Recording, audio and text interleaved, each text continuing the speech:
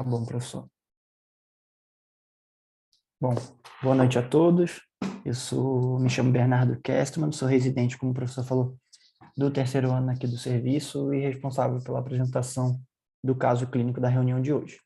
Inicialmente, queria agradecer ao professor Sérgio pela ajuda na elaboração da apresentação e do caso clínico, ao professor Eduardo Cunha, pelo auxílio no diagnóstico e na condução do caso, assim como a doutora Lívia, e a doutora Raquel, que fez o atendimento inicial e a condução inicial do caso.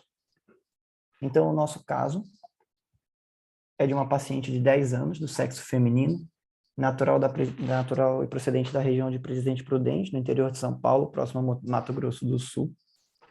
Essa paciente vem encaminhada ao HC por um quadro de baixa acuidade visual em olho direito, há cerca de 1 ano da entrada, com uma hipótese diagnóstica do serviço externo de distrofia de Best.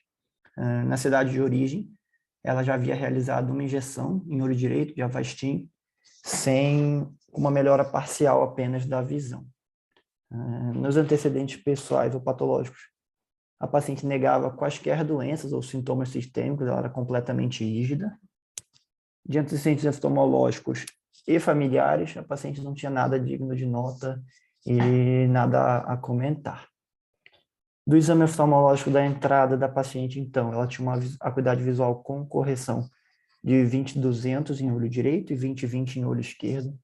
Na biomicroscopia do olho direito, ela apresentava uma conjuntiva calma, uma celularidade em câmera anterior de uma cruz, assim como flare de uma cruz e células no vítreo anterior também de uma cruz em olho direito. No olho esquerdo, a paciente não apresentava qualquer alteração e a pressão intraocular estava dentro da normalidade. Partindo para os exames complementares, então.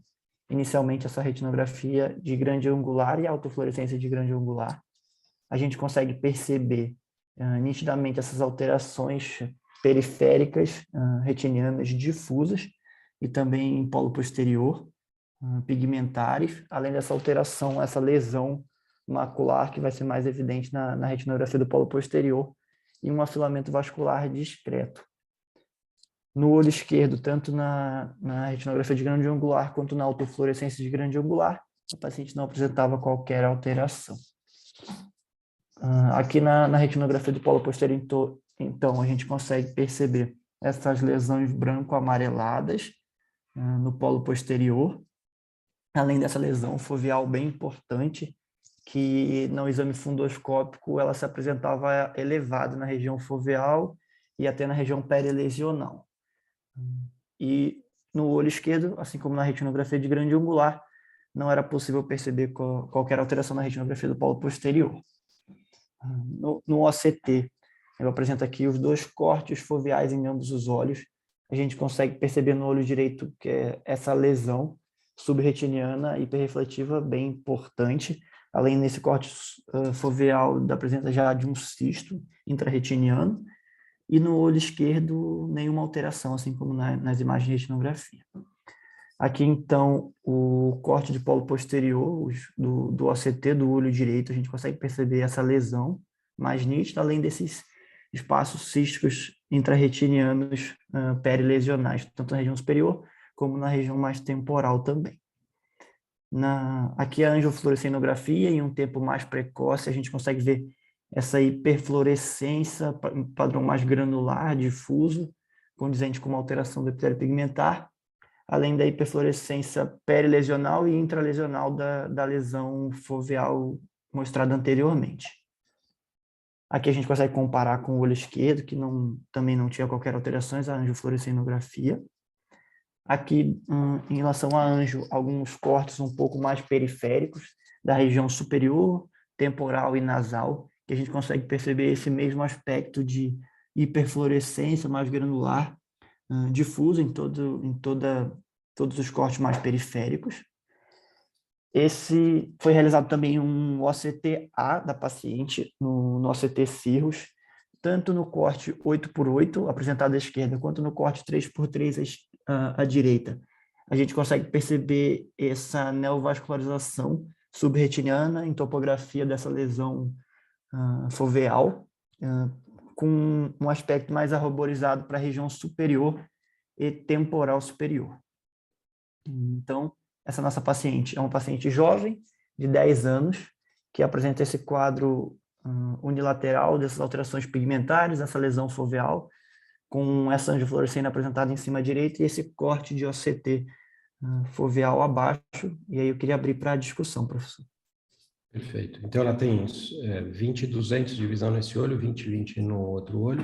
Tem uma reação inflamatória leve, uma cruz na câmara anterior, uma cruz no vítreo anterior, certo? O olho esquerdo completamente normal, sem reação inflamatória, a avaliação multimodal do olho esquerdo normal. Então, o quadro unilateral, ela foi encaminhada com a hipótese diagnóstica de distrofia de Best, tendo realizado uma injeção intravítrea com bevacizumab, certo? Certo, professor. Tá. E então, quem queria comentar os diagnósticos diferenciais aqui?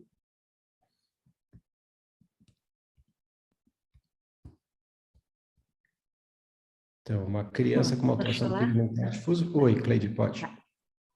Bom, eu acho que primeiro eu vou comentar essa hipótese de Best, né? Acho que a gente já afasta inicialmente, já que o quadro é unilateral e tem reação inflamatória de câmara anterior e posterior.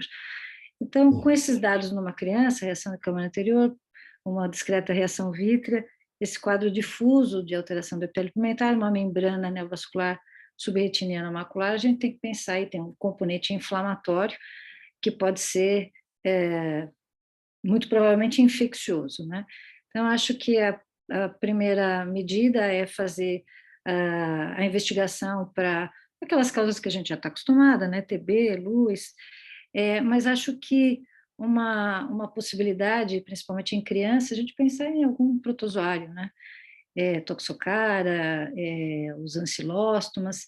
Então, eu investigaria nessa linha, já que ela tem uma alteração difusa do EPR, mostrando, então, uma inflamação difusa, eventualmente um percurso até de alguma larva, e não tem muita vasculite, mas apresentou essa membrana neovascular macular.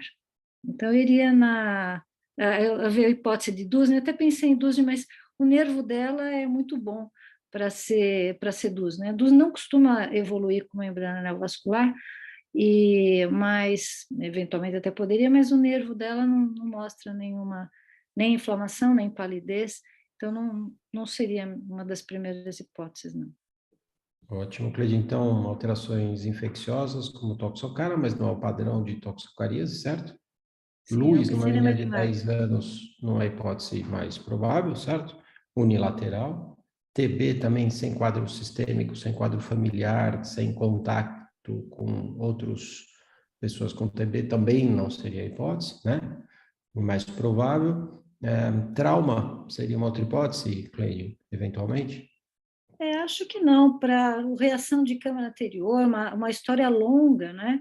De um Exatamente. ano, já injetou. Uhum. Acho que pensaria mais em causas infecciosas e particularmente em larvas aí. Isso. Alguém pensa em algum outro diagnóstico diferencial? Eu posso falar, Sérgio? Pode, Rony. Eu vou de encontro com o raciocínio da Cleide, né? Em termos de lembra muito às vezes esse um granuloma por toxocara, mas quando a gente vê a periferia, que essa ângio rica, né, na periferia, até alguns locais sugerindo algum vazamento vascular, mas a gente não sabe se é por uma quantidade grande de VEGF intraocular ou se é pelo processo inflamatório mesmo, não bate com toxocaríase e bate mais com uma infecção mesmo, né, por uma larva, talvez Dusne mesmo, e que tenha complicado com essa neovascularização.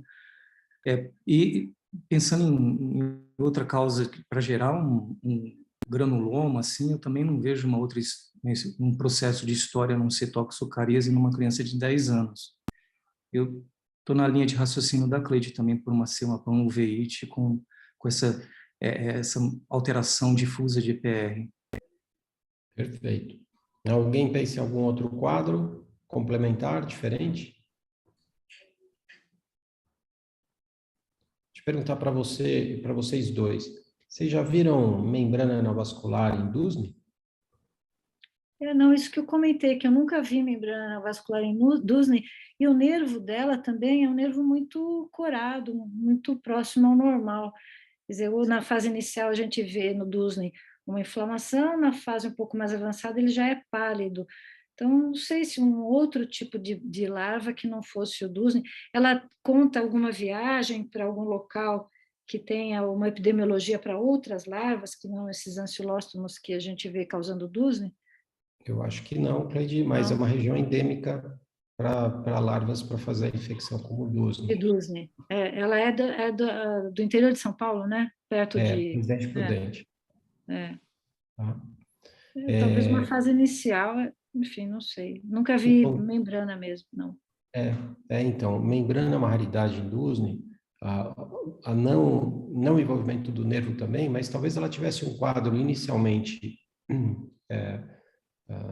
quadro ainda subagudo, né, sem envolvimento do nervo por alguma peculiaridade dessa criança. E outra peculiaridade é a formação de membrana vascular. Mas talvez fosse a primeira hipótese, a Cleide e o Rony concordaram, certo? Apesar de não ser, apesar de alguns pontos não serem patognomônicos aí, digamos, tá? A Mirella está falando aqui de Dusney também, que ela concorda, a palidez é na fase tardia, sim, mas numa fase subaguda, Mirella, você já pode ter envolvimento do nervo, tá? Então, é comum ter envolvimento do nervo óptico, bastante comum, tá? Mas não é obrigatório. Podemos continuar, então? Então, Bernardo. Ok, professor. Então, aqui os exames laboratoriais que a gente realizou na paciente. Então, todos os screening infeccioso da paciente veio negativo. Toxoplasmose, CMV, herpes, HIV, para sífilis negativo, varicela. Para rubéola tinha um IgG positivo com IgM negativo, um PPD de 0 e também ANCA e FAN negativos também. Ela tinha um hemograma com 9.000 leucócitos e uma eosinofilia de 3,2, que seria dentro da normalidade, um pouco mais para o limiar de cima da normalidade, mas dentro dos padrões do laboratório. A paciente foi examinada essa semana, foi realizado um tratamento com essa suspeita de Dusney, realmente, como eu vou falar mais para frente, mas foi realizado um tratamento com albendazol, na dose de 400 mg dia por 30 dias, e uma injeção de Eylea para a paciente. Ela na consulta de ontem, então, ela apresentava uma acuidade visual com correção de 20/125, uma melhora parcial em relação a 20/200 inicial, e 20/20 no olho esquerdo, mantinha uma acuidade visual boa. Na biomicroscopia, ela já não tinha qualquer sinal inflamatório, não tinha reação de câmara anterior ou celularidade no vítreo, e a pressão intraocular se mantinha dentro da normalidade. Aqui, comparando o OCT, os cortes de polo posterior de OCT do inicial com após a injeção do Eylea, a gente consegue perceber uma melhora dos cistos e do edema intrarretina, apesar de que a paciente ainda mantinha esse quadro, e esse OCT foi realizado há cerca de um mês, e ontem a paciente veio para fazer a nova aplicação de Eylea nesse olho. Então, para tentar contextualizar um pouquinho e entrar na revisão do assunto, eu trouxe esse artigo aqui de uma revista de veterinária, que dentro do tópico ele faz uma análise da contaminação dos parques da região de Presidente Prudente por ovos de Toxocara. Então, esse artigo de 2012, ele relata que cerca de 96% dos parques estudados continham ao menos uma larva de Toxocara, e que esse valor de 96% estaria acima de encontrados em outras regiões do Brasil, em outros estudos da época, mostrando que essa região seria uma região endêmica para infestação de Toxocara, condizente com o nosso quadro, então. E entrando agora um pouco na própria revisão de Dusney, então, iniciando com o histórico da doença, a primeira descrição de uma infecção por grupos de nemateumintos intraoculares foi publicada por Weider em 1950. Ele fez uma análise histopatológica de olhos enucleados e eviscerados após endoftalmites e identificou na análise histopatológica a presença de larvas de nemateumintos. Então, foi a primeira descrição de infecções oculares por esse grupo de micro-organismos. Até que Guess, em 1978, publicou esse artigo criando, então, o nome da doença, né, que seria uma neuroretinite subaguda difusa unilateral. E essas imagens à direita são do artigo original, publicado por Guess. Então, ele descreveu 22 pacientes, todos eles jovens, que apresentavam essas alterações pigmentares, atrofia de nervo óptico e palidez e afilamento vascular, com essas manchas esbranquiçadas no polo posterior. A gente consegue perceber em cima a retinografia com essas manchas esbranquiçadas em região inferior e mais temporal, e na anjo abaixo, por mais que a qualidade não esteja tão boa, a gente consegue perceber essas áreas de hiperfluorescência também. O primeiro relato de DUSNI na América do Sul foi publicado pelo professor Eduardo Cunha em 1992. Ele fez o relato de 2 pacientes na época, onde ele encontrou a larva. A gente consegue perceber nessa foto da esquerda, na setinha preta, uma larva em formato de C, que foi identificada em um dos pacientes, e na foto da direita aquelas alterações pigmentares que lembram as alterações encontradas na nossa paciente. Então, esse foi o primeiro relato descrito na América do Sul. Antes disso, apenas os principais relatos tinham sido nos Estados Unidos. Então, dentro da fisiopatologia dessa doença, a fisiopatologia pensada atualmente seria uma infecção por nemateuminto sistêmica, e aí teriam alguns diferentes micro-organismos específicos de acordo com a região. Então, no Brasil são alguns micro-organismos, na Índia são relatados outros, nos Estados Unidos outros, e isso vai variar, inclusive, pelo tamanho da larva quando identificado intraocular.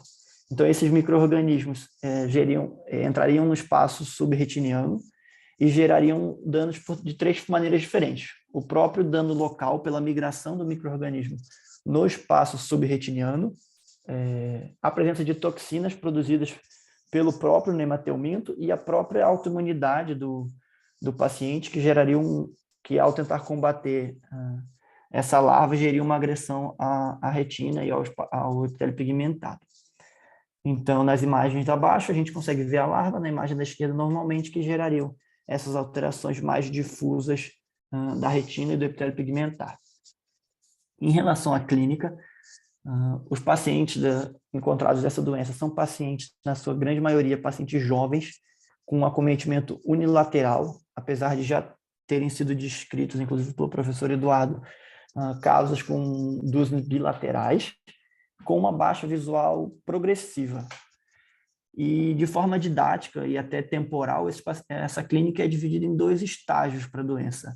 A primeira delas seria quando o paciente apresenta um estágio mais precoce, ou seja, de dias ou semanas de evolução, e aí seriam alguns achados que eu vou falar mais para frente, e estados mais tardios, quadros mais tardios, no qual o paciente apresentaria alguns achados mais típicos, um pouco como a nossa paciente no caso. Então, esse artigo aqui, publicado por um grupo do Rio Grande do Norte, de Natal, é uma das maiores casuísticas de pacientes com DUSNI publicados no mundo. Foram analisados 121 pacientes, na época publicado em 2012, e esses 121 pacientes foram, então, divididos entre os estágios precoce e tardios, sendo que 9 deles tinham sido classificados como estágio precoce. E aqui a gente consegue perceber que os principais sintomas nesse estágio são sintomas mais inflamatórios. Então, o paciente tem vasculite, o paciente tem lesões branco-amareladas, o paciente tem vitreite, edema de retina, e nos estágios precoces dessa casuística, todos os pacientes foram identificados a larva. Então, 100% dos pacientes foram identificados a larva retiniana. Então, essa retinografia detalha um pouco os achados do estágio precoce. Então, a gente consegue perceber nitidamente essas manchas branco-amareladas difusas tanto na região inferior quanto na região mais temporal à mácula. Em compensação, o mesmo estudo faz a análise do grupo de pacientes que apresentavam achados mais tardios da doença. Então, eram 112 pacientes, nas quais os principais achados nessa casuística foram túneis subretinianos, alterações focais GPR e manchas, spots brancas pequenas. Então, a gente consegue perceber à direita alguns desses achados, e a gente consegue perceber algumas coisas interessantes dessa casuística, que não são todos os pacientes realmente, como foi dito anteriormente, que apresentam atrofia de disco óptico, apesar que a grande maioria, cerca de 83% deles, apresenta, E uma coisa muito importante em achados mais tardios é que a presença da larva no espaço subretiniano só é encontrada em cerca de 30 a 40% dos casos descritos na literatura. Então, em grande parte das vezes, nos quadros um pouco mais tardios, o diagnóstico de Dusne é feito de forma presumida e não identificando a larva em si. Então, aqui a gente consegue perceber a diferença entre achados mais iniciais, mais inflamatórios, retinianos, com achados mais cicatriciais tardios, apresentados na imagem da direita. E como o professor falou, e a doutora Cleide também comentou, só tem um relato na literatura de neovascularização subretiniana em pacientes com Dusne. Na verdade, foi um pôster publicado no Congresso da Harvard de 2011. Então, infelizmente, a gente não tem as imagens. Ele descreve as imagens de OCT, a gente só tem essa retinografia. E ele descreve 3 pacientes que apresentavam quadro de Dusne e apresentavam essa neovascularização com essa lesão macular apresentada nessa imagem. A qualidade não é tão boa, mas eu trouxe aqui a imagem da nossa paciente para tentar comparar um pouco e visualizar as semelhanças e diferenças entre esse pôster publicado, por mais que a gente não tenha as imagens de OCT na íntegra. Então, como diagnóstico diferencial para Dusne importante, é a gente diferenciar também o quadro entre o quadro precoce e o quadro tardio, porque isso vai gerar diagnósticos diferenciais diferentes. Então, quadros mais precoces teriam como diagnóstico diferencial, principalmente toxoplasmose, toxocariese, alguns quadros de coroidite multifocal e coroidite serpeginosa, e, dependendo da apresentação da paciente, quadros de neurites ópticas. Estágios mais tardios poderiam ser confundidos com oclusões vasculares, sífilis em estágios mais tardios, retinopatias tóxicas e até retinose pigmentar unilateral. Em relação ao tratamento da doença, o tratamento mais clássico para Dusne é feita com a fotocoagulação do nematelminto quando é encontrada essa larva. E aí tem dois estudos bem interessantes publicados na 2004 e 2005. Esse primeiro, os dois do grupo de Natal, do Rio Grande do Norte, que tem aquela casuística bem grande. O primeiro deles, eles publicaram o efeito da fotocoagulação na melhora da visão quando realizado o tratamento em quadros mais precoces. Então, nesse estudo, ele realizou o tratamento em 4 pacientes que apresentavam quadros mais precoces de Dusne, dos quais 3 apresentavam uma melhora visual, ainda que uma melhora parcial da visão, e foi pensado na hipótese de que o tratamento, quando realizado em fases mais precoces, levaria a uma melhora visual, ainda que uma melhora visual não tão significativa assim. Em compensação, esse mesmo grupo publicou esse artigo no ano seguinte, falando sobre o uso da fotocoagulação em quadros mais tardios nesse momento. Então, nesse grupo, ele utilizou 22 pacientes e ele fez a fotocoagulação quando a larva era encontrada e mostrou a melhora visual parcial em apenas 2 dos 22 casos, ficando os outros 20 casos ficando com uma visão baixa mantida. Então, ele descreve que em quadros mais tardios, por mais que a gente deva realizar a fotocoagulação e o tratamento, esse tratamento muitas vezes não vai ser eficaz na melhora visual do paciente. Outro tratamento eficaz atualmente no uso foi publicado pelo professor Eduardo Cunha em 2005, com o uso do albendazol, um antihelmíntico. Então, o albendazol anteriormente já tinha sido aventado como um tratamento por Guess nas descrições anteriores de Dusne, e o professor Eduardo publicou esse artigo com 12 pacientes realizando o tratamento com albendazol nessa dose de 400 mg dia por 30 dias, que foi a dose que a nossa paciente acabou utilizando no nosso caso.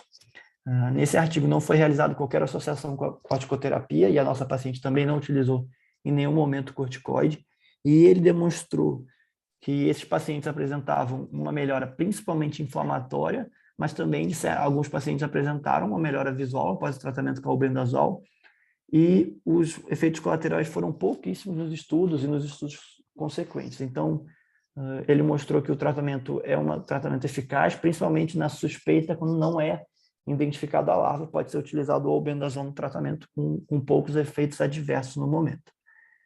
Então, para fechar a revisão, alguns pontos importantes para essa doença.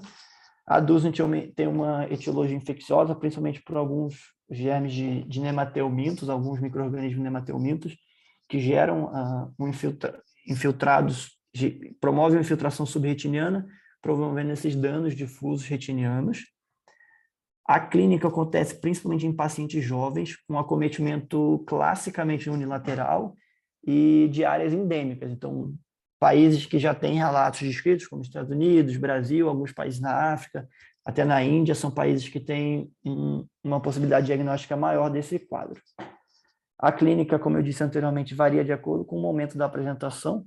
Então, pacientes mais agudos podem ter um quadro mais inflamatório, enquanto pacientes mais crônicos vão ter aquele aspecto mais cicatricial.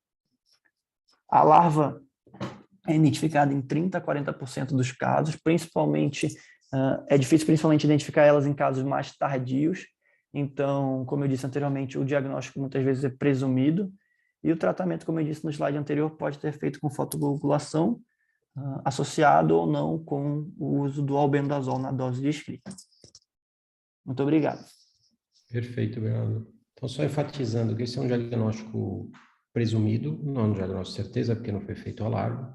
Apesar disso, ela tem uma epidemiologia positiva, ela tem de uma área endêmica, é jovem, então tem acesso a áreas de parques, em geral, o pessoal pode ir descalço e tal, então tem a contaminação. Ela é jovem e tem acometimento unilateral. A avaliação multimodal bate, então ela tem alteração pigmentar, tinha vitreite, tem uma clínica de perda visual progressiva, tem as alterações pigmentares, todas, embora não tenha envolvimento do nervo óptico, que não é comum, mas também que não descarta o diagnóstico. E depois ela teve uma resposta terapêutica positiva ao tratamento com albendazol. A reação inflamatória desapareceu. Ela tem uma membrana vascular, e por isso a beleza do caso, isso não é descrito uma avaliação multimodal com uma membrana vascular associada a Dusni. Então, esse caso vai ser publicado, vai ser a primeira publicação de membrana vascular em Dusni com uma avaliação multimodal, né? Então, parabéns, Bernardo, parabéns a todo mundo que seguiu essa paciente. Se alguém tiver algum comentário para fazer aqui, tem uma pergunta enquanto isso, se alguém quiser falar, se o laser, a primeira pergunta é se o laser é panfoto, não, então o Leonardo já respondeu, o laser é só na larva quando você identifica, você circunda a larva com o laser e depois queima a larva. Se você não identifica a larva, você trata com albendazol, tá? Algum outro comentário? A gente pode seguir aqui. Tá. Então, Bernardo, parabéns, tá? Parabéns e vamos escrever o caso e publicar, tá? Se você puder, parabéns. Isso, descompartilha a tela. Agora a gente vai ver uma imagem da semana, que é uma imagem não usual que a gente apresenta aqui, mas o Daniel, com toda a capacidade criativa dele, vai mostrar. Daniel, se quiser começar. Ótimo. Boa noite a todos, meu nome é Daniel, sou fellow da Genética Ocular e hoje eu vou apresentar a imagem da semana. Queria agradecer ao Dr. Sérgio Pimentel pela orientação no caso. Essa é a retinografia da imagem da semana. São duas retinografias sem grandes achados. Uma é de um homem e a outra é de uma mulher. O grande desafio da semana de hoje é descobrir qual que é a retinografia da mulher e por que você pensou nesse achado. Muito bem. Uma pergunta que parece simples, né? Mas pergunta bastante complexa. Alguém quer responder? Qual a retinografia, qual par de retinografias que é de uma mulher? E por quê?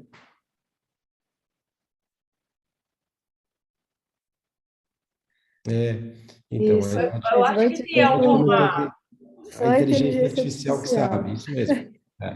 A gente não consegue discriminar. Alguém tem algum comentário para fazer disso? Não. Eu acho que eu li alguma coisa sobre a angulação entre as arcadas vasculares temporais, que seria mais aguda ou mais aberta nas mulheres ou nos homens, mas agora eu não lembro mais se tiver alguma coisa. E baseado nisso, você consegue dizer quem que é? Aí não dá, né? Aqui não dá, elas estão semelhantes, a abertura das duas. Teria que ver mais na retina temporal. Tá. Aí, talvez tenha mais aberta aqui é a de baixo, É, certo? certo. Tá. Tá, então boa. Então a Tereza chutaria de baixo, certo?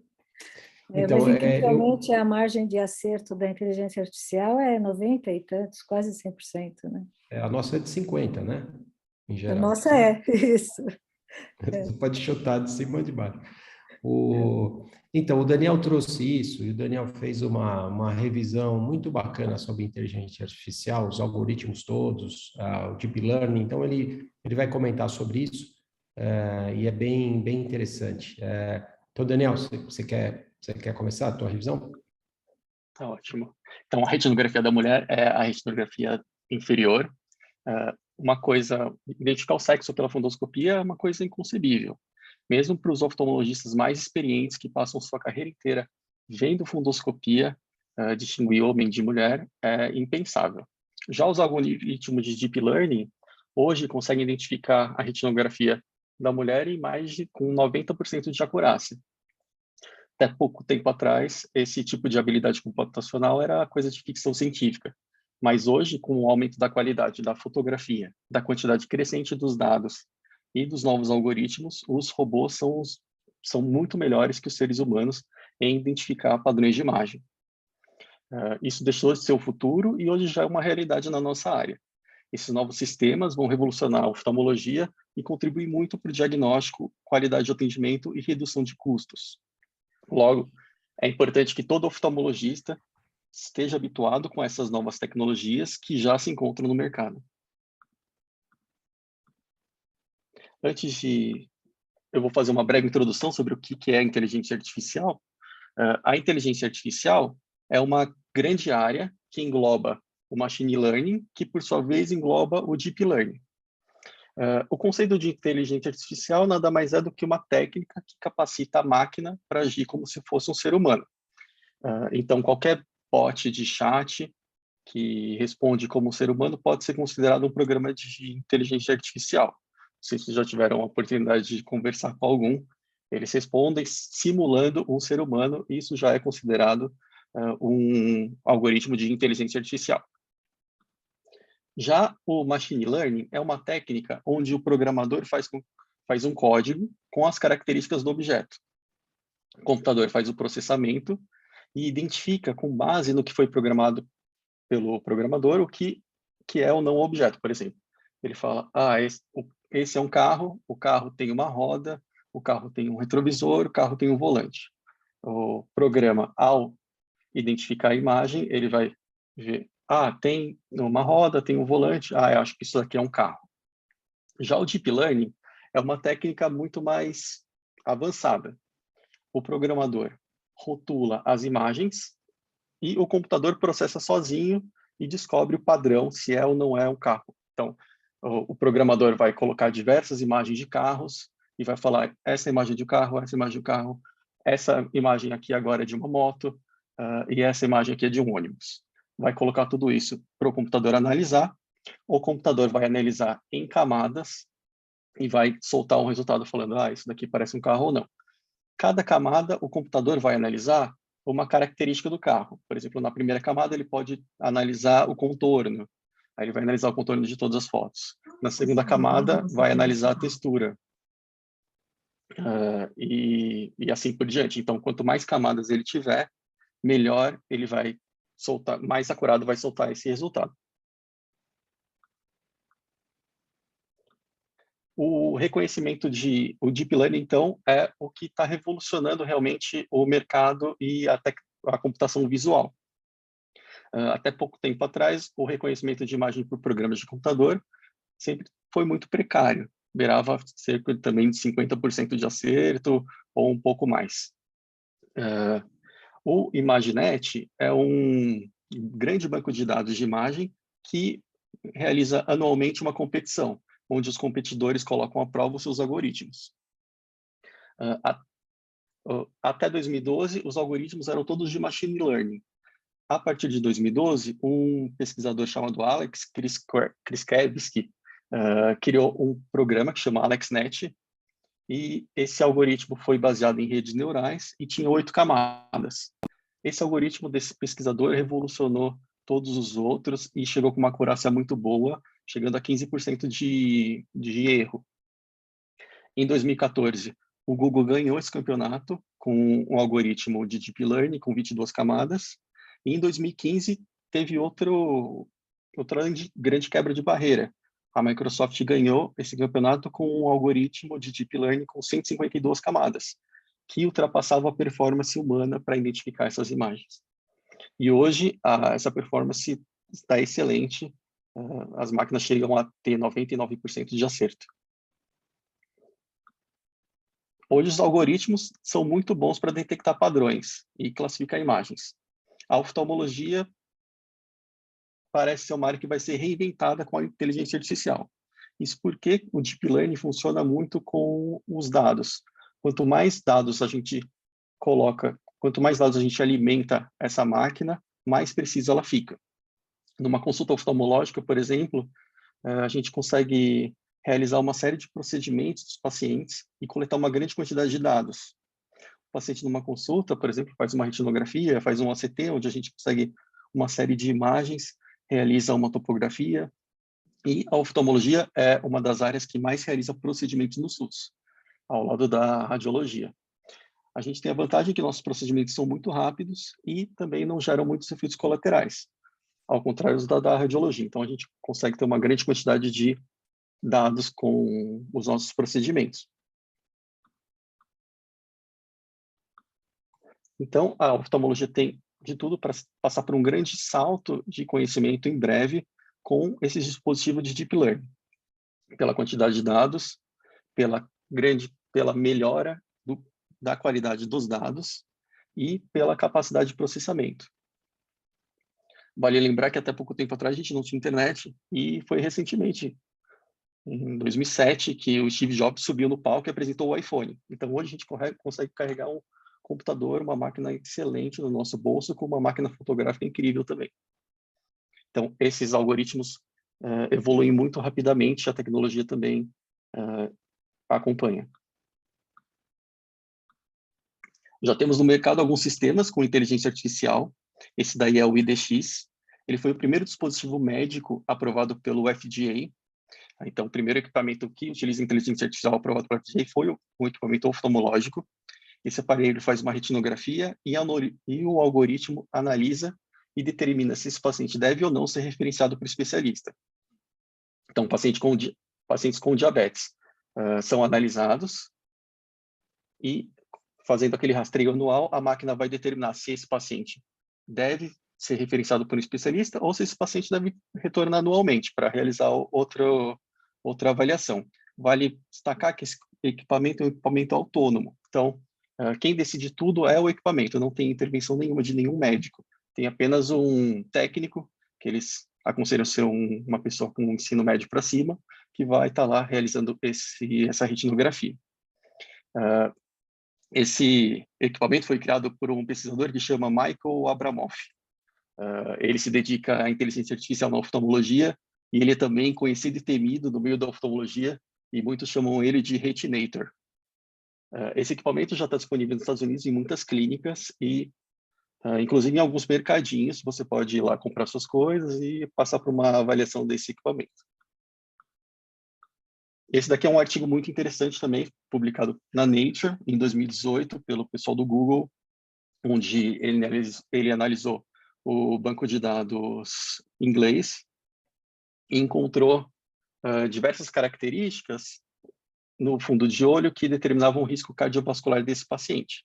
Então, ele conseguia analisar a idade do paciente com um erro de aproximadamente 3 anos, o sexo com uma acurácia de 97%, a hemoglobina glicada desse paciente com um erro de 1 ponto, mais ou menos, e utilizando outro software, a gente consegue ver o que o computador analisou. Então, para ele ver a idade do paciente, ele analisou principalmente a região dos vasos. Para observar o sexo, ele viu principalmente a região da fóvea e algumas áreas do nervo óptico.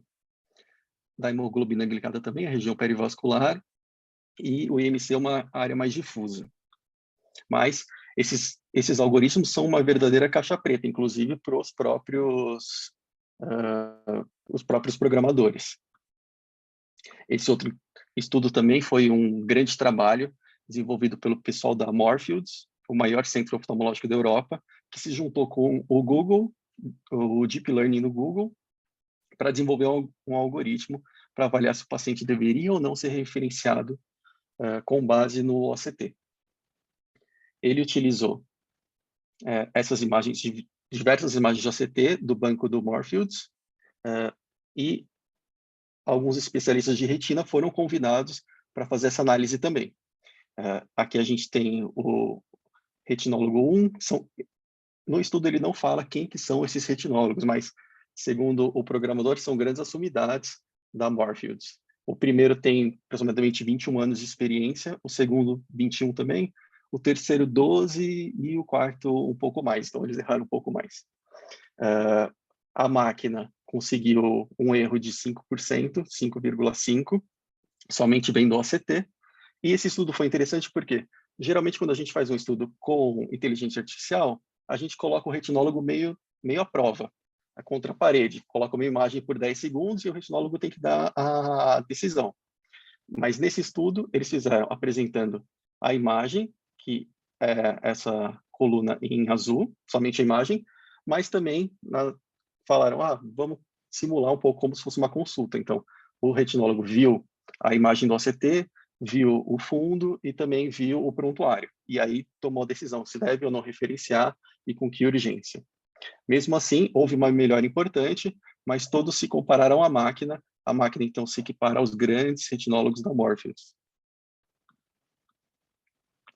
E as perspectivas para a inteligência artificial hoje em dia são que esses algoritmos demandavam grandes especialistas, mas hoje qualquer profissional pode realizar o seu próprio algoritmo com inteligência artificial.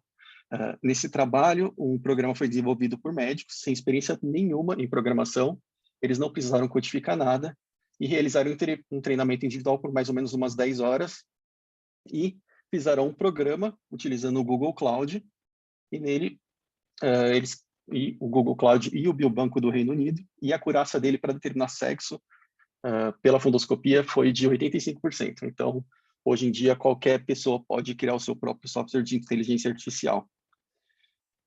Eu vou demonstrar alguns sites onde você pode fazer a sua própria análise.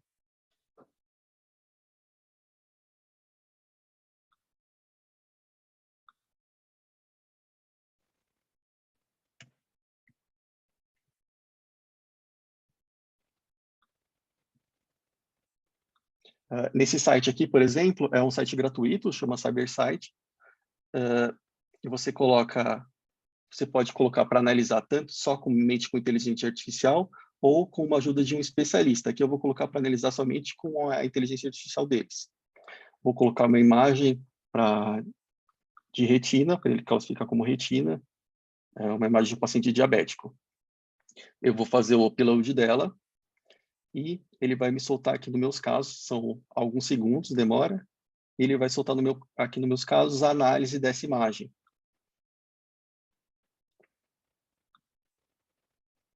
E ele vai processar.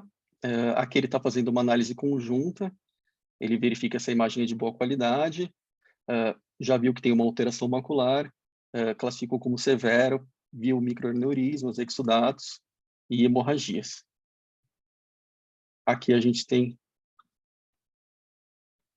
uma análise das imagens e tem mais ou menos uma ideia do que ele viu. Ele vê se tem alguma anomalia de disco, então ele também referencia para glaucoma, vê as alterações maculares e ele vai explicando o que ele enxergou. Vê a severidade do diabetes, umas áreas de microaneurismos, alguns microaneurismos que são muito difíceis de ver, presença de exudato e hemorragias. Infelizmente, ele só vê essas imagens de polo posterior. No futuro, a gente pode mesmo criar o nosso próprio algoritmo utilizando o Google Cloud. É bem simples também. Utilizando essa plataforma deles, a gente consegue fazer as imagens os uploads das imagens, rotular elas, classificar, falando, isso aqui é uma retinopatia diabética, isso aqui não é. A gente seleciona os arquivos. Depois, ele vai quantificar as imagens, vai ver se tem boa qualidade ou não. e depois a gente vai subir e treinar esse aparelho deles, treinar o Google DeepMind deles. E os resultados foi esse programa que aquele pessoal, que aqueles médicos que não tinham experiência nenhuma conseguiram fazer para fazer um programa com uma acurácia muito boa para sexo.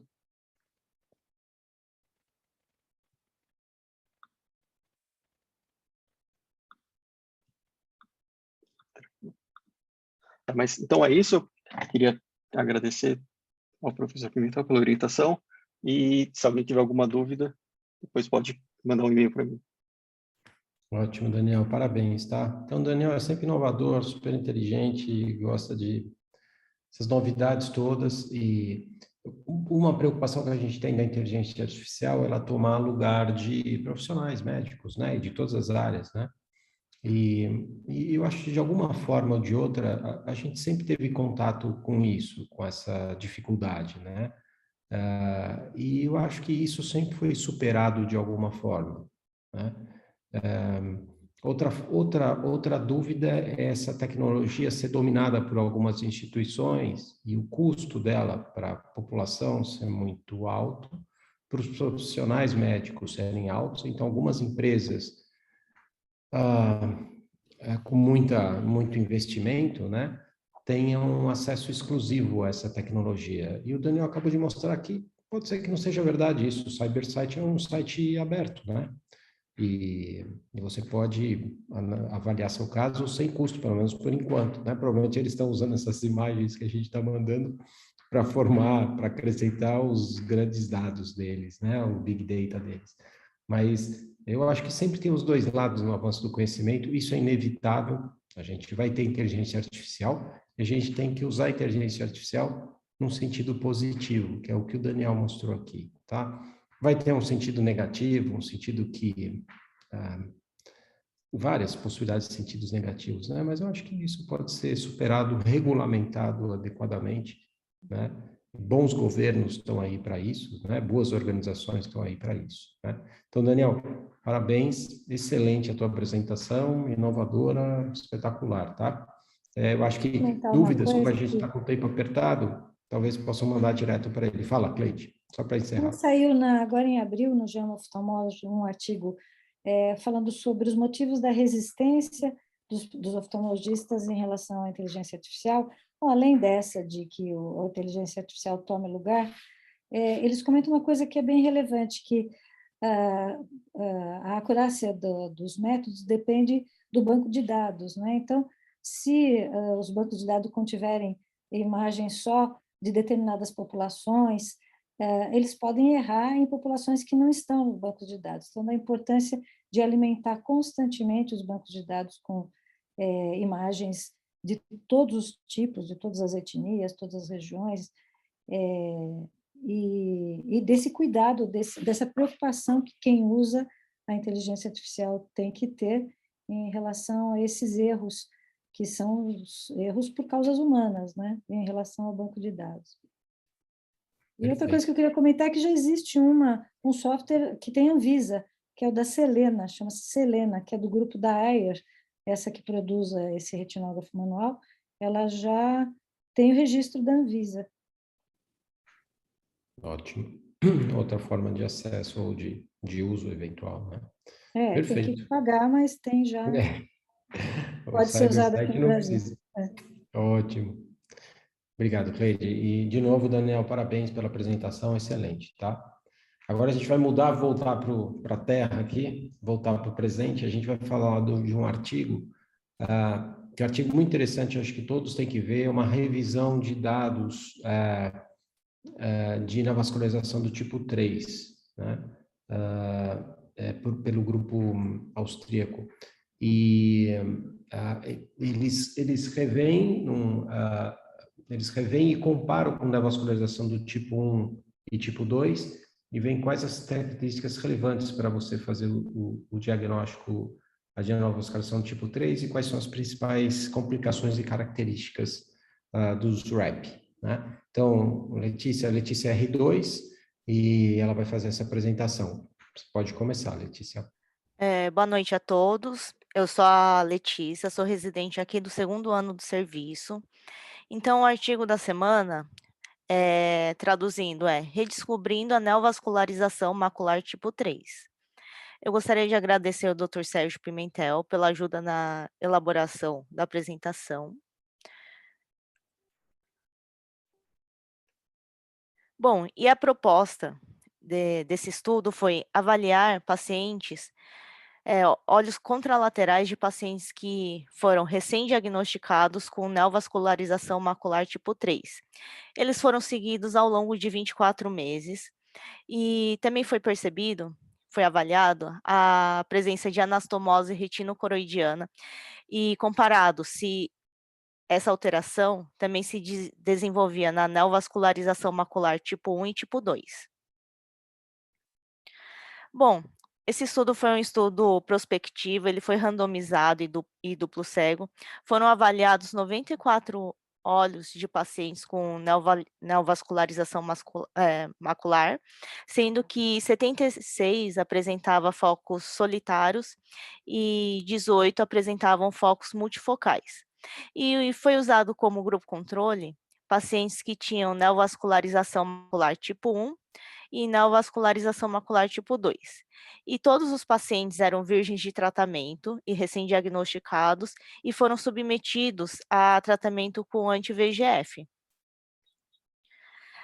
Eles usaram como avaliação multimodal de imagem o ACT, usaram a retinografia, angiografia por fluoresceína, indocianina verde e imagens de autofluorescência realizados em 3 diferentes visitas. E eles avaliaram alguns parâmetros apresentados pelos pacientes ao longo desses 24 meses, como a presença de DMRI precoce intermediário, que foi pacientes com a presença de drusas, hipopigmentação, hiperpigmentação na região macular, e pacientes que não tinham hemorragia, cicatriz, extravasamento, e a área trófica era menor que 175 micrômetros de diâmetro. Eles também avaliaram se o paciente desenvolvia a neovascularização macular, tipo 3, que é a presença de focos hiperrefletivos, que pode ser visto essas 2 lesões na angiografia, e essa região hiperrefletiva no OCT, com o destacamento do EPR. Também foi avaliado a formação de fibrose, que é a presença de cicatriz branca ou amarela que se desenvolve na região macular, e pode ser visto aqui na imagem de OCT, essa formação aqui na camada subretiniana, e a presença de atrofia. E eles diferenciaram a atrofia geográfica da atrofia associada com a neovascularização, que era a evidência da atividade angiogênica. Aqui na imagem dá para perceber essa atrofia pelo defeito aqui em janela. Em alguns casos pode aparecer essas lesões hiporrefletivas, que é a formação de exudato. Bom, eles também avaliaram a evolução para anastomose retinocoroidiana. Aqui na imagem dá para ver uma evolução. É uma fase inicial, essa imagem 1, e essa imagem 4 é uma imagem mais tardia, com a formação de fibrose e essa anastomose retinocoroidiana. E os resultados e conclusão que eles avaliaram. Eles perceberam que as características demográficas eram meio limitadas, eles não conseguiram diferenciar muito bem essas características. A presença de pacientes nesse estudo que apresentavam atrofia após a resolução de neovascularização macular tipo 3, em grupos de pacientes que tinham DMRI inicial e intermediário, e tinham essa ausência de uma atrofia mais acentuada, porque eles avaliavam mais pacientes com menos de 175 micrômetros de diâmetro de alteração. E o tamanho da amostra de alguns subgrupos foi muito pequeno. Eles também perceberam que 33% dos pacientes avaliados apresentavam lesões focais e 50% com lesões multifocais desenvolveram neovascularização macular tipo 3. Então, sugere que é mandatório o segmento do olho contralateral no diagnóstico para o melhor segmento do caso. E também, em muitos casos, foram diagnosticados em estágios iniciais, o que mostra que o OCT é uma importante ferramenta no diagnóstico em fases precoces. A fibrose, ela caiu de 37% para 15,95% nesse estudo avaliado, e ela foi maior nos grupos que tinham lesões multifocais. Isso sugere que o tratamento com anti-VEGF, que foi realizado nesses casos, foi muito importante na redução de fibrose, já que antigamente não era feito esse tratamento. E também pode sugerir que essas lesões multifocais, elas apresentam grande expressão de VEGF e de produtos inflamatórios, o que pode causar essa fibrose. E também foi percebido que a neovascularização macular tipo 3, ela foi a única que se desenvolveu no olho contralateral, o que suporta a teoria de que a neovascularização é uma patologia bilateral. E também foi mostrado que a neovascularização tipo 1 e tipo 2, eles não coexistem com o tipo 3, o que pode sugerir que os fatores predisponentes do tipo 3 é diferente do tipo 1 e 2, ou que o desenvolvimento do tipo 1 e do tipo 2 podem prevenir a progressão do tipo 3. Foi vista uma forte correlação entre a neovascularização tipo 3 e a presença de anastomose retinocoroidiana. Isso pode ser decorrente da patogênese, já que a neovascularização decorre da anastomose retina-retina e depois é formada essa anastomose retinocoroidiana.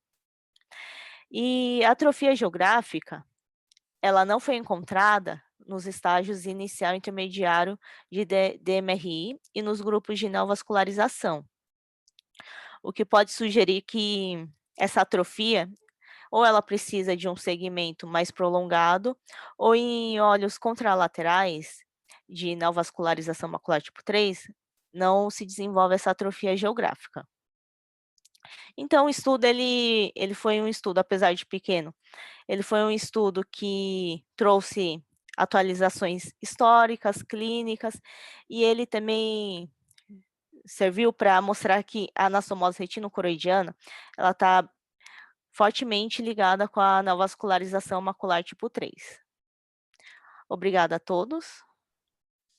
Ótimo, Letícia. Então, Letícia fez um resumo muito breve, que eu pedi para ela fazer assim. Vocês viram que ela associou os resultados com as conclusões do estudo para ele ficar mais simples de ser demonstrado, mas é um artigo para todos lerem, porque tem muita informação.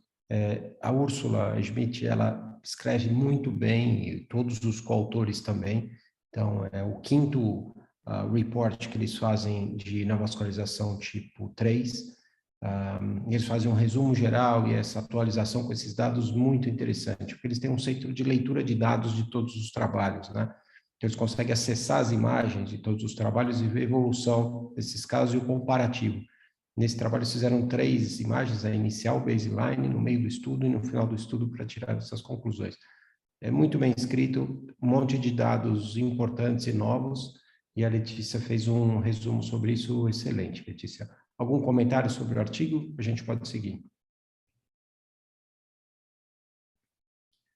Então, vamos seguir? Letícia, super obrigado e parabéns, tá? Se você puder descompartilhar a tela, obrigado. A gente segue, então, com o caso cirúrgico que a Lívia, que é fellow do 2º ano, vai apresentar. A imagem já está na tela. Lívia, se você quiser começar. Então, boa noite a todos. Hoje eu fiquei responsável pela apresentação do caso cirúrgico. Eu gostaria de agradecer ao Dr. Leandro Cabral e ao Dr. Sérgio Pimentel pela orientação nessa apresentação e aos doutores Elisa, Sâmia, Matheus e Iago pelo auxílio na assistência do paciente aqui do caso que eu vou apresentar.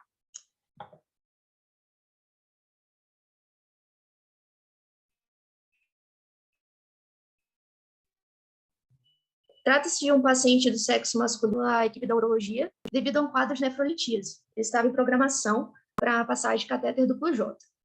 Ele apresentou uma queixa de redução da acuidade visual do olho esquerdo há 4 dias, após um quadro de vômitos, e negava qualquer antecedente oftalmológico.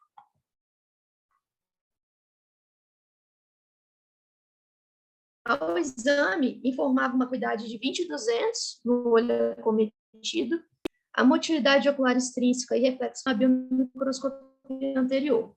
Fundoscopia do olho direito era normal, ao passo que no olho esquerdo chamava atenção a presença de uma exuberante hemorragia acometendo a região macular, e que nós podemos ver essa hemorragia em diferentes níveis. Aqui na região traçada em laranja, nós temos a localização subretiniana. Tracejado em verde, nós percebemos que a hemorragia está numa localização pré-retiniana, e também temos alguns focos de hemorragia intrarretiniana peripapilar com distribuição radial. O exame da tomografia de coerência óptica confirmou a topografia da hemorragia. Nós temos aqui no corte foveal a presença do sangue no espaço subretiniano, e nesse outro foco de hemorragia, agora pré-retiniano, nós vemos a presença do sangue abaixo da membrana limitante interna. Diante dessa apresentação, eu já gostaria aqui de abrir para a discussão sobre hipóteses diagnósticas e a conduta. Ótimo, Lívia. Então, quem quiser comentar aqui, eu acho que ainda o André não falou, o Hélio ainda não falou, se vocês quiserem comentar. Bom, parece ser um caso de tipo retinopatia valsalva-like, né? E que curiosamente evoluiu com um quadro de hemorragia subretiniana, né? A gente geralmente observa mais quadros de hemorragia pré-retiniana ou sublimitante interna, e aqui a gente observa um quadro de hemorragia subretiniana importante, né? Como está envolvendo a área macular, é um quadro recente, é válido uma abordagem cirúrgica. Quando a gente tem uma hemorragia subretiniana mais plana, a gente tende a fazer a injeção de gás com deslocamento dessa hemorragia da área macular, né, associado a não TPA intravítreo. Mas no caso aí a gente tem uma hemorragia subretiniana mais significativa, volumosa, em que aí a gente passa a considerar também uma abordagem de uma vitrectomia com injeção de TPA subretiniano e posteriormente colocação de gás, né, ao final da cirurgia, para deslocamento dessa hemorragia da área macular, né, um paciente com tempo recente, né, de história, então acho que tem um potencial de recuperação funcional razoável, né, lembrando que o sangue é extremamente tóxico nesse espaço subretiniano, né.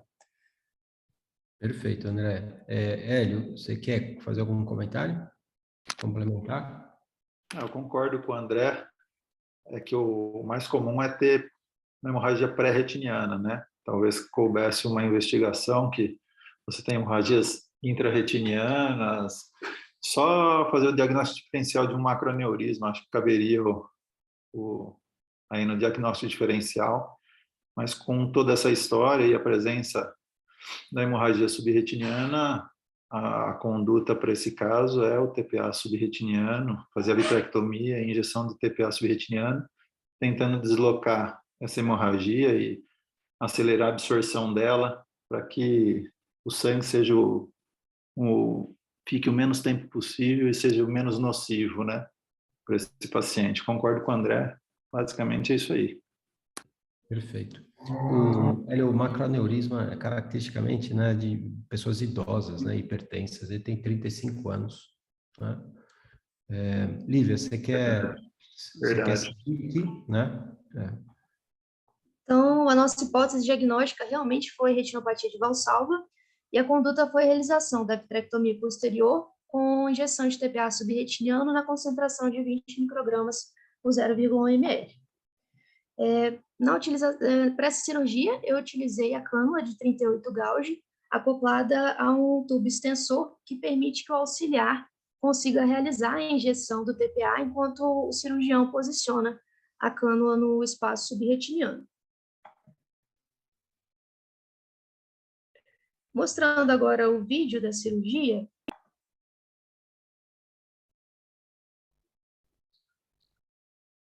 Então, eu iniciei a cirurgia realizando o descolamento da hialóide posterior, né, que a gente consegue ver bem essa linha de demarcação da hialoide sendo descolada.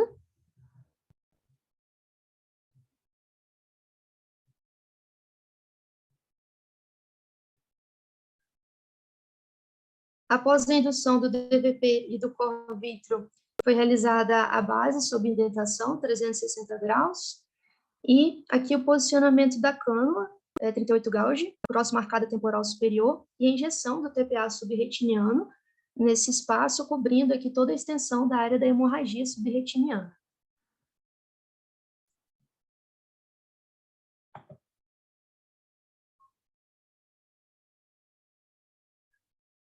Após a injeção, realizei troca fluido do ar e eu optei por deixar esse olho com ar mesmo.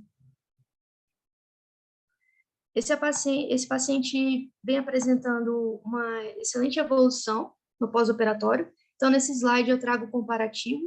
Aqui, comparando já no quinto pós-operatório, nós temos aqui uma bolha de ar ainda, e observe como houve um bom deslocamento da hemorragia subretiniana.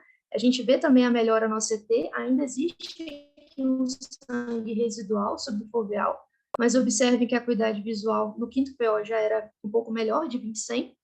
No 10º dia de pós-operatório, aqui já com o ar todo absorvido, nós vemos um aspecto bem melhor da linha de fotorreceptores na região foveal e uma acuidade já de 20/40.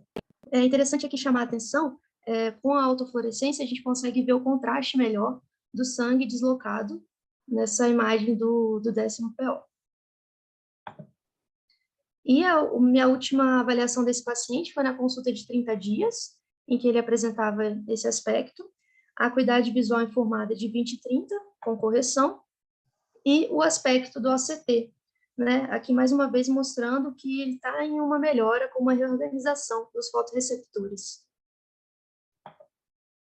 Também foram realizados alguns exames complementares para investigação etiológica.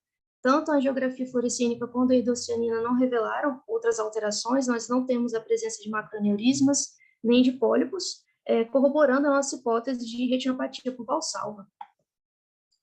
Diante disso, eu preparei aqui alguns tópicos para que a gente pudesse discutir alguns pontos na abordagem desse caso. Por exemplo, esse caso ele apresentava um foco de hemorragia abaixo da membrana limitante interna. Alguém aqui associaria o PIB? Então, vocês querem Não comentar? associaria. O André, não associaria, certo? É isso, né? Não. Está fora da região macular, eu acho que pouco interessante, eu acho que não é necessário, você vai ter uma reabsorção espontânea, embora tenha algum tempo. É unânime? Alguém faria? Não faria também. Ótimo. Então, outra questão, Lívia? Quais artifícios a gente pode lançar para prevenir a indução de buraco macular durante a injeção do TPA subretiniano? Muito bom. Então, isso a gente já viu caso aqui, eu acho que é o Leandro entrou agora, ele deve ter um caso de injeção, não sei se ele mostrou, se ele discutiu, formação de buraco macular traumático pela injeção. A gente tem que injetar de uma forma bastante lenta, né? Há alguma outra recomendação? Eu acho que esse recurso do extensor que a Lívia apresentou no início da apresentação é algo que auxilia bastante no controle do fluxo lento, né, do TPA no espaço subretiniano, que eu acho que é uma etapa crucial aí no bom resultado da cirurgia. Por dois motivos. O teu fluxo é um fluxo mais lento, porque a cânula se torna mais longa e o auxiliar injeta, não é o cirurgião. Então, é óbvio que o auxiliar tem que ter experiência em fazer essa injeção, é um cirurgião que está te ajudando, e ele visualiza pelo microscópio a cirurgia, né? Perfeito. André, Sérgio, fala, Rony. se puder comentar sobre isso, o Novelli idealizou, e a gente conseguiu publicar, um modelo que você coloca numa seringa de 10, a seringa de insulina, você corta o êmbolo, coloca a agulha de insulina, coloca a cânula na frente, e você consegue, é lógico, você tem que ter uma guia, né, de infusão de óleo, mas você consegue acoplar na infusão de óleo, e na infusão do óleo você coloca a pressão de 10, aí você consegue controlar com o pedal você mesmo sem a ajuda do auxiliar. De uma maneira autônoma, independente, a gente publicou trazendo com uma segurança nesse sentido. Casos como esse, que você tem uma separação grande pela presença do sangue, eu acredito que não tenha tanta necessidade, talvez, né? Mas casos em que você, de repente, lá no futuro, fazer uma injeção subretiniana sem essa separação, e você tem que ter um controle aí para não furar a coroide, não alterar ali para não ter um descolamento de coroide, sangramento de coroide, talvez seja ideal.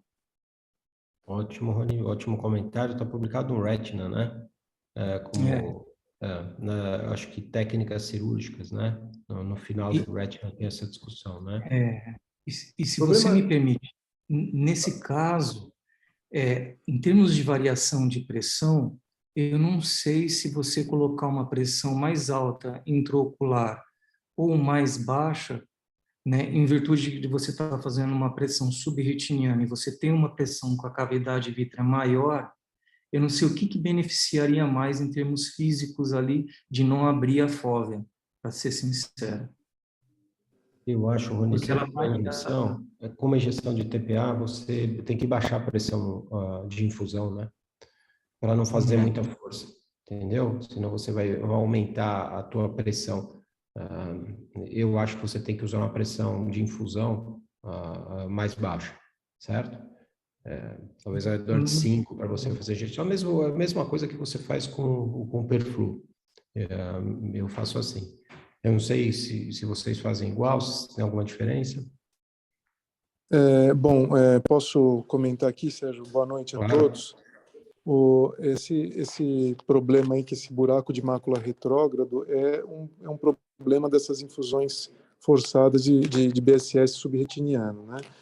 Eu realmente, os casos que eu vi acontecer foram sempre sem sangue, foi por conta de perfluor. O caso que eu tenho, até o vídeo, não é uma complicação minha, mas eu tenho o vídeo dessa complicação, era uma gota de perfluor sub que o cirurgião queria descolar a mácula para mover o perfluor. Então, nesse momento, ao se injetar, rompe-se o teto do buraco, enfim, e cria-se um buraco retrógrado, né? Por esse motivo, eu não acho que o peeling, quando eu faço essas injeções, o peeling de limitante seja necessário, porque na minha cabeça talvez até aumente a chance de formar esse buraco, e eu não vejo a necessidade. Eu já ouvi gente falando que se diminui a resistência ao influxo do TPA, mas para mim isso não é tão relevante, porque quando você coloca a cânula direitinho, você consegue fazer essa injeção bem, né? Eu acho que tem que ser devagar. Quando eu vejo a fóvea levantando muito, eu tenho já um certo receio. Eu nunca vou diretamente na fóvea. Se eu precisar mover essa bolha para a fóvea, você pode fazer através de uma troca fluido-gasosa depois, porque por mais que você faça um pouquinho temporal, um pouquinho superior, se você faz a troca fluido-gasosa, esse líquido move todo para o polo posterior de uma maneira gentil, e você tem menos risco de romper esse teto. Mas eu acho que as outras considerações foram feitas. Aquela extensão ajuda, porque você não tem uma transmissão direta de pressão.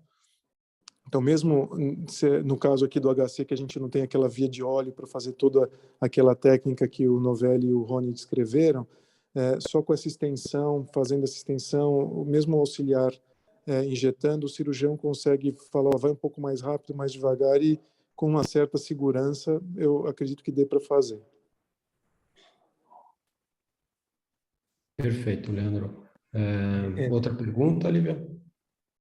Eu gostaria de perguntar quanto de volume vocês geralmente injetam e se alguém aqui costuma injetar BSS antes do TPA.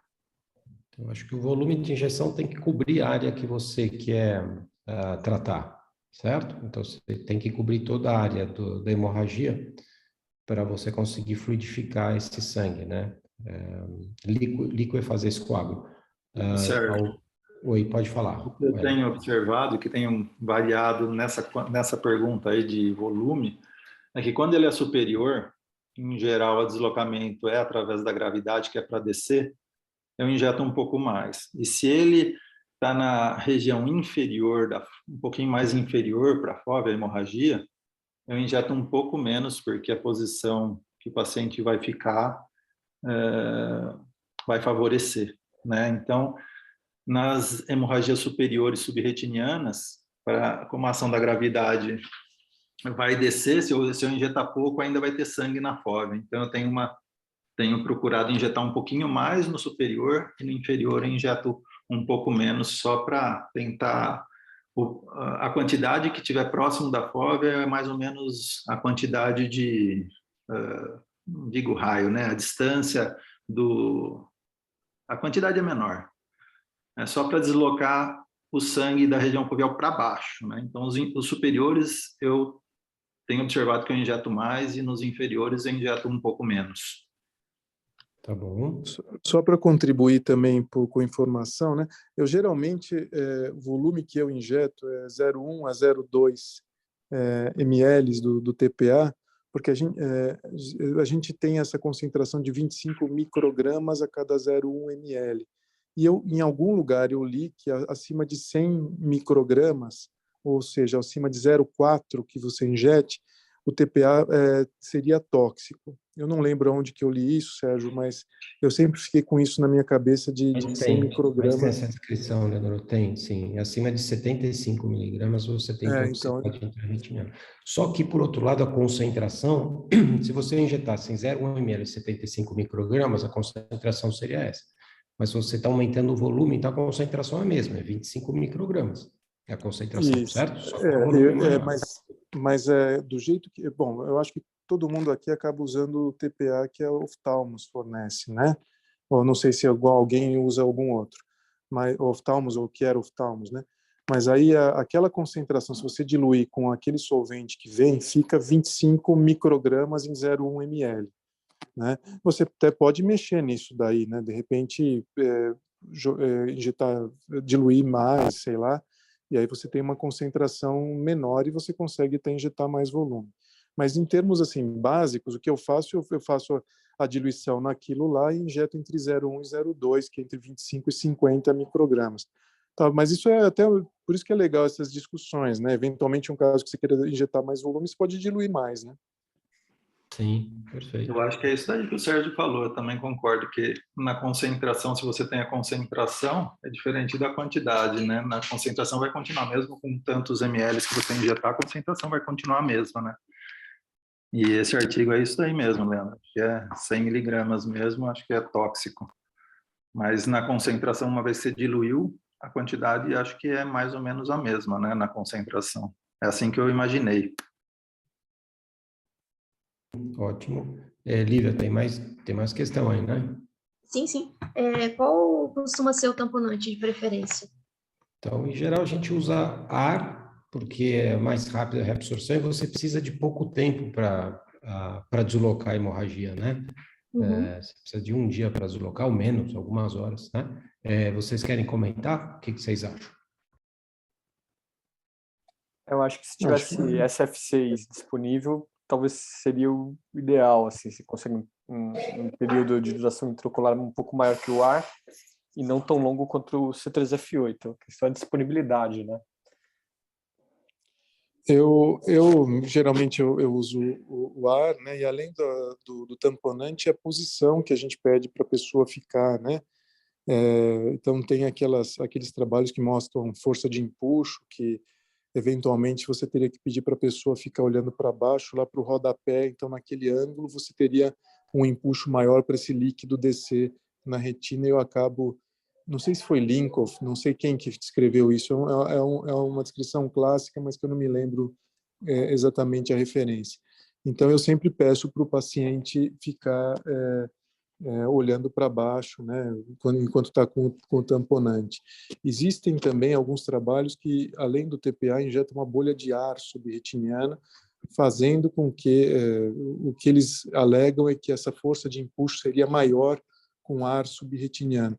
Eu confesso que eu não faço isso de rotina, às vezes acaba entrando uma bolhazinha de ar no final do TPA, porque também é como eu sei, quando que o TPA termina, você tem que empurrar com ar, porque se você empurra com soro, mistura e você perde a concentração e a ideia de quanto você está injetando, né?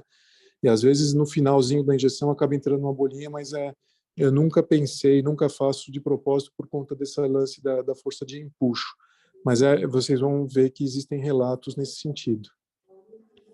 Perfeito. Eu acho que a descrição é do Linkoff mesmo, ou de um coautor dele, mas o artigo é dele. Você olharia 1 metro na frente, não exatamente no chão, na prona-posição, mas um pouco na frente para ter essa inclinação, para ter a tensão superficial do ar na região central da retina, mas com uma força maior para deslocamento pneumático aí para baixo, né?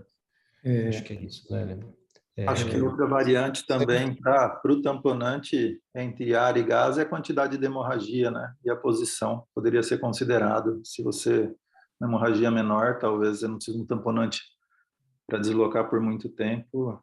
E aí você poderia usar o ar, e quando a quantidade é maior, talvez mais superior, como nesse caso, eu usaria o SF6 para ficar um pouco mais de tempo fazendo esse empuxo e tentando deslocar da região foveal. Acho que é outra variável a ser pensada. Tá. Quanto tempo de manter posição de cabeça? Quem quer falar? O trabalho que descreveu o ar, que o Leandro falou sobre retiniano, ele até fala que não precisa fazer a troca, que você não precisa encher a cavidade vítrea com ar. Só a bolha subretiniana com ar já era o suficiente. Eu tentei num paciente meu, confesso que eu pensei ainda no maior risco de você fazer ruptura de buraco, né, na região foveal. E quando eu injetei gás, ele foi para a periferia temporal inferior. E eu comecei a massagear para ver se essa bolha voltava, e ela foi indo cada vez mais para a periferia inferior. E coisa curiosa, eu tenho gravado, mas isso que aconteceu comigo nesse caso. Então, sobre injetar ar subretiniano, eu também nunca adotei como técnica de preferência, embora tenha descrição, o próprio Novelli injeta, eu não sei se ele continua injetando ou não, mas eu nunca injetei, esporadicamente pode entrar, como o Leandro comentou, porque a tensão superficial do ar é muito maior do que do líquido. Então, a pressão na retina, eventualmente para abrir um buraco macular ou para alguma outra iatrogenia, é maior. E se você liquefaz o sangue, você não precisa de uma proniposição, de uma posição de cabeça por muito tempo. Você precisa de um dia. No dia seguinte, você vê, o sangue já escorreu para baixo. Então, você não precisa continuar com essa posição. Então, eu uso o tempo de posição de cabeça bem curto, né? E por isso você tem que cobrir todo o sangue com TPA para dissolver todo o coágulo para poder mobilizar. Vocês querem comentar a posição de cabeça?